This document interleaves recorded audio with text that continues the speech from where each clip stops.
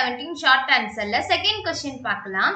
Why is vegetative propagation practiced for growing some type of plant? இந்த கொஸ்டின்ல அவங்க என்ன கேக்குறாங்க அப்படின்னா, இப்போ சில பிளான்ட் ஏன் vegetative propagation மூலமா grow பண்றாங்க அப்படின்றத அவங்களோட கொஸ்டினாவே இருக்கு. ஓகேவா? இத பார்க்கிறதுக்கு முன்னாடி ஃபர்ஸ்ட் இந்த vegetative propagationனா என்னன்னு பார்க்கலாம்.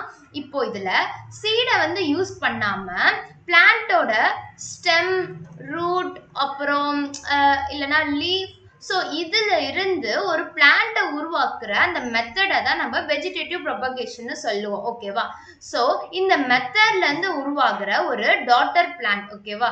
ஸோ இந்த டாட்டர் பிளான்ட் இருக்காங்கல்ல, இவங்களுக்கு பேரண்ட் பிளான்ட் மாதிரியே ஜெனட்டிக்கலி சிமிலரான இருக்கும். ஓகேவா?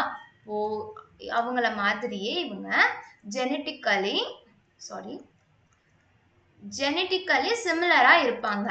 ஸோ இதனால தான் வந்து அவங்களோட பேரண்ட் பிளான்ட்ல இருக்கிற டிசைரபிள் கேரக்டர்ஸ், அதாவது அந்த நல்ல குவாலிட்டிஸ் எல்லாமே இந்த டாட்டர் பிளான்ட்டுக்கு ப்ரிசர்வ் ஆகுமா. ஸோ இதனால தான் சில பிளான்ட்டை இந்த வெஜிடேட்டிவ் ப்ரொபகேஷன் மூலியமா க்ரோ பண்றாங்க அப்படின்றத சொல்றாங்க. ஓகேவா? ஃபைன். இப்போ இந்த கொஸ்டின்ல என்ன கேட்டிருந்தாங்கன்னா, why is vegetative propagation practiced for growing some type of plant அப்படின்னு கேட்டிருந்தாங்க.